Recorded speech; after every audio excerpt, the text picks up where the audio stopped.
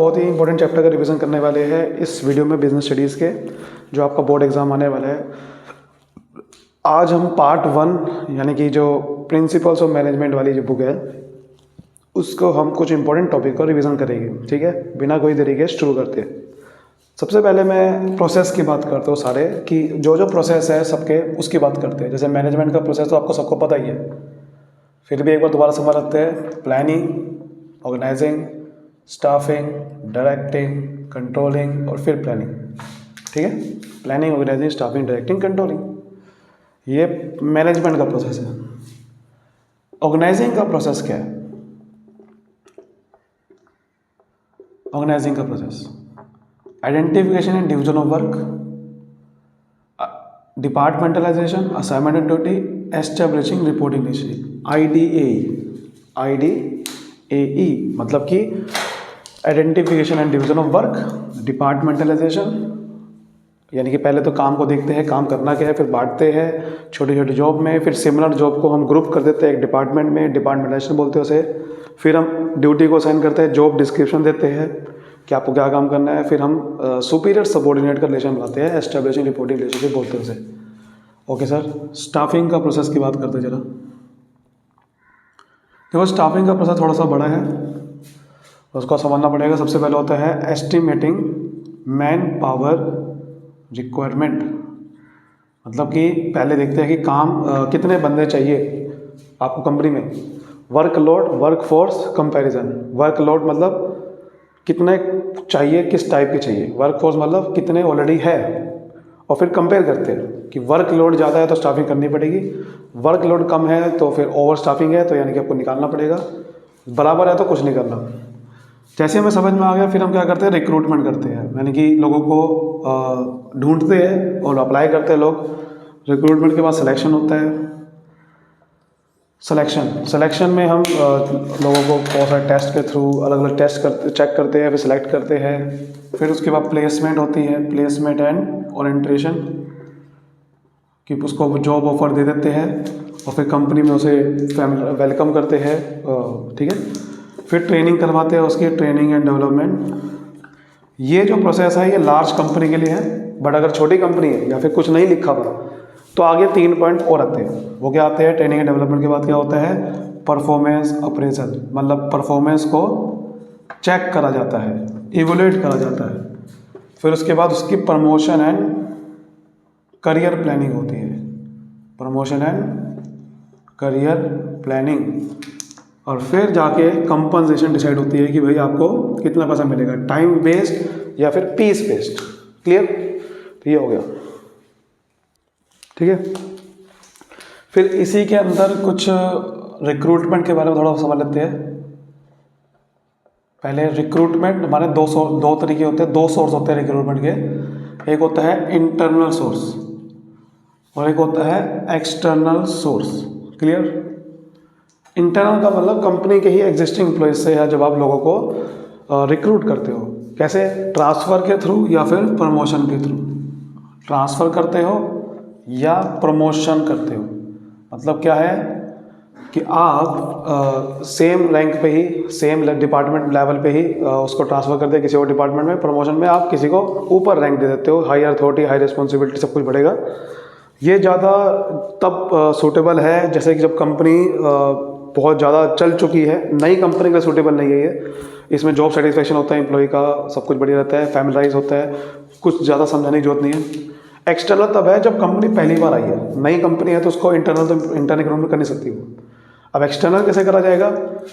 बहुत सारे तरीके हैं। डायरेक्ट रिक्रूटमेंट मतलब कोई आपने कोई बहुत ही छोटी मोटी जॉब है, कैजुअल वर्कर है, उसके लिए आपने नोटिस छाप दिया, नोटिस लगा दिया, पेस्ट कर दिया और वहाँ से लोग अप्लाई कर रहे हैं। कैजुअल कॉलर मतलब कि कोई पुराने बंदे हैं, कोई पुराने एप्लीकेशन है आपके पास जो पेंडिंग थी, उसको आपने सेलेक्ट नहीं करा था, फिर वहाँ से कॉल कर लिया लोगों को। एम्प्लॉयमेंट एक्सचेंजेस, गवर्नमेंट की वेबसाइट होती है, वहाँ पर कंपनी लिस्ट करती है जॉब और फिर लोग अप्लाई करते हैं। फिर placement agencies and management consultancy, मतलब कि बहुत सारी प्राइवेट कंपनी की प्लेसमेंट एजेंसी होती है जो कि वहाँ पर कंपनी को रिज्यूम देती है वो, और कंपनी वहाँ से लोगों को फिर रिक्रूट करती है। मैनेजमेंट कंसल्टेंसी होती है कि मैनेजमेंट, ये बेसिकली टॉप लेवल या जो मैनेजर्स होते हैं टॉप लेवल के, CEO वगैरह को अगर आपने रिक्रूट करना है तो इनके थ्रू कर सकते हो, ठीक है। फिर कैंपस प्लेसमेंट, ये वही चीज़ कि आपको अगर स्टूडेंट चाहिए तो आप यूनिवर्सिटी जा रहे हो, कॉलेज जा रहे हो, वहाँ से लोगों को रिक्रूट कर रहे हो, ये इसमें आ जाएगा, ठीक है सर। कैंपस प्लेसमेंट होगी। उसके बाद आपका लेबर कॉन्ट्रैक्ट। लेबर कॉन्ट्रैक्टर मतलब ठेकेदार जो होते हैं, वर्कर लाते हैं। ये प्रॉब्लम ये है कि अगर लेबर कॉन्ट्रैक्टर भाग गया तो सारे वर्कर भाग जाएंगे, ठीक है। इस तरह से हो गया। Advertising, ad on TV. Advertising में तो आपको न्यूज़पेपर, मैगजीन, प्रिंट मीडिया वाली जो एडवर्टाइजिंग होती है ये टीवी पे होगी।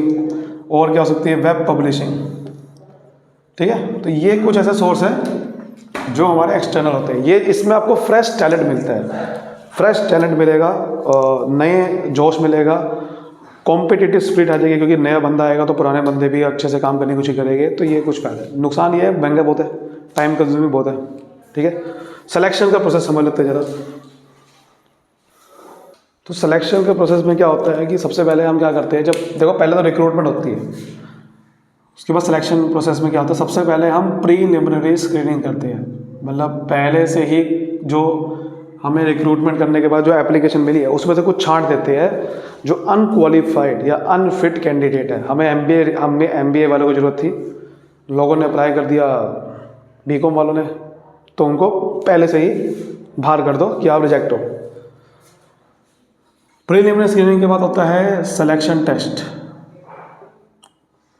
टेस्ट लेते हो आप, उनके अलग अलग टेस्ट होते हैं, जैसे कि पर्सनैलिटी टेस्ट होता है, उसके इमोशंस, उसकी कॉन्फिडेंस लेवल कितना है, इंटेलिजेंस टेस्ट होता है, उसकी डिसीजन मेकिंग एबिलिटी कितनी है, एप्टीट्यूड टेस्ट होता है कि वो नई चीज़ें लर्निंग न्यू स्किल्स उसके अंदर एबिलिटी है या नहीं है, ट्रेड टेस्ट होता है, एग्जिस्टिंग नॉलेज कितनी है उसको अपनी फील्ड की, इंटरेस्ट टेस्ट होता है कि भैया उसका किस चीज़ में इंटरेस्ट है, समझ लो आपको। ये कुछ ऐसे टेस्ट है जो होते हैं। फिर टेस्ट में पास हो गया, फिर उसे इंटरव्यू के लिए बुलाया जाएगा, employment interview, face to face conversation होगी। फिर उसके बाद उसका बैकग्राउंड चेक करा जाएगा, अगर इंटरव्यू पास हो गया, बैकग्राउंड एंड रेफरेंस चेक, कि ऐसा तो नहीं है कि उन्हें फ्रॉडी बंदा है कि भैया नकली डॉक्यूमेंट दे रखे हैं, सब कुछ चेक होगा उसका। फिर उसका सिलेक्शन डिसीजन ले जाएगा, फिर उसको बता दिया जाएगा कि आप सेलेक्ट हो चुके हो।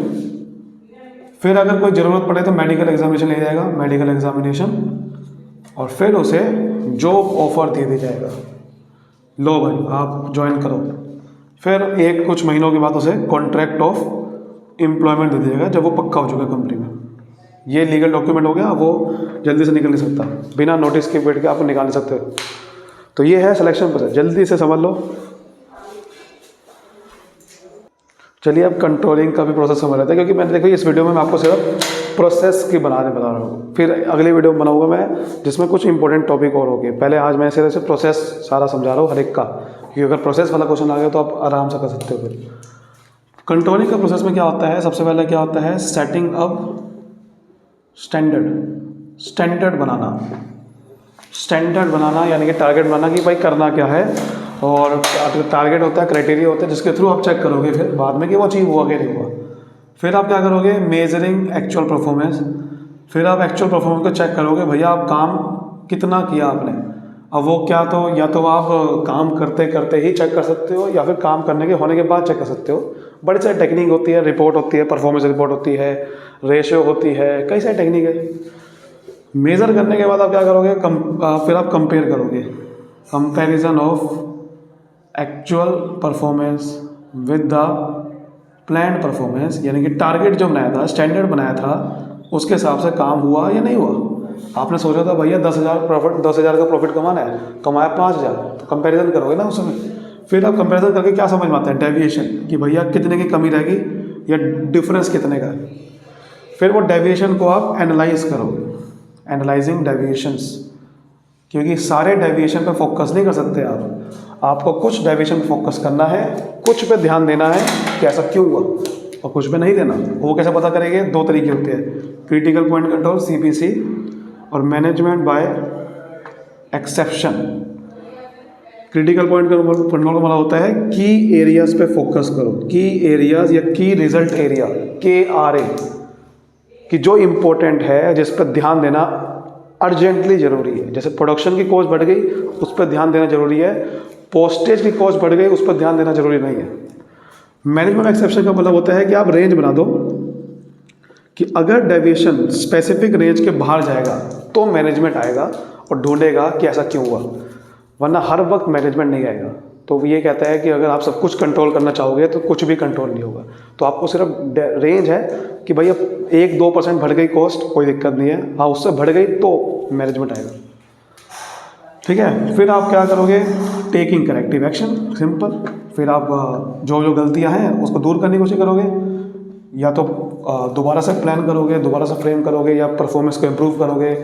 ठीक है, एक और होता है फीडबैक इन कंट्रोलिंग। फीडबैक मतलब फीडबैक रिपोर्ट बनाओगे, वो जनरली इंपॉर्टेंट नहीं है, बेसिकली ये होता है। प्लानिंग का प्रोसेस रह गया, प्लानिंग का समझ लेते हैं। प्लानिंग का प्रोसेस क्या है? तो प्लानिंग का प्रोसेस बड़ा सिंपल है। सबसे पहला होता है सेटिंग अप ऑफ ऑब्जेक्टिव, ठीक है। उसके बाद डेवलपिंग प्रीमाइसेस, ठीक है। उसके बाद identification of alternative course of action, फिर उसको इवोल्यूट करते हैं, फिर सेलेक्टिंग द बेस्ट ऑल्टरनेटिव, फिर उसे इम्प्लीमेंट करते हैं और फिर फॉलो अप। तो ये प्रोसेस है पूरा, ठीक है, ये प्रोसेस है पूरा, ठीक है। SDIESIF, SDISIF, ठीक है। सेडिस इफ, जैसे मर्जी कुछ भी बना लो, मेन तो आपको समझना है। तो सेटिंग अप ऑफ ऑब्जेक्टिव कि टारगेट क्या है, क्या अचीव करना चाहते हो आप। डेवलपिंग प्रीमाइसेस मतलब कि आप अजम्पशन लगाओगे फ्यूचर में क्या होने वाला है, फ्यूचर को प्रिडिक्ट करोगे, उसके हिसाब से प्लान बनाओगे। फिर आप ये सोचोगे identification of alternative course of action कि वो जो ऑब्जेक्टिव है वो कैसे कैसे अचीव कर सकते हो आप, किन किन तरीक़ों से। जैसे सेल बढ़ानी है तो बहुत सारे तरीके बढ़ाने के, डिस्काउंट दे दो, ठीक है, प्रॉफिट प्राइस बढ़ा दो। कोर्स ऑफ एक्शन ऑल्टरनेटिव हो गए, उसको फिर इवोल्यूट करोगे आप। Evaluating alternative course of action, evaluating alternative course of action मतलब ऑल्टरनेटिव कोर्स ऑफ एक्शन को इवोल्यूट करने वाला उसके प्रोज एंड कॉन्स को, नेगेटिव पॉजिटिव देखोगे कि कौन सा क्या पॉजिटिव है, इसका क्या नेगेटिव है। फिर उसमें से सबसे बेस्ट ऑल्टरनेटिव को सिलेक्ट करोगे, सेलेक्टिंग द बेस्ट ऑल्टरनेटिव। सबसे बेस्ट कौन सा होता है? जिसका पॉजिटिव ज़्यादा हो, नेगेटिव कम हो। फिर उसे आप इम्प्लीमेंट करोगे, लागू कर दोगे, सबको बताओगे प्लान के बारे में, डेरिवेटिव प्लान बना दोगे, डिपार्टमेंट के प्लान बना दोगे। फिर फॉलो अप एक्शन चेक करते रहोगे कि प्लान के हिसाब से काम हो रहा है या नहीं हो रहा है। क्लियर? तो उम्मीद करता हूँ आज की वीडियो में हमने प्रोसेस समझ लिया। नेक्स्ट वीडियो जो बनेगी उसमें हम बाकी इंपॉर्टेंट टॉपिक समझेंगे। तब तक के लिए मिलते हैं अगली वीडियो में, बाय बाय।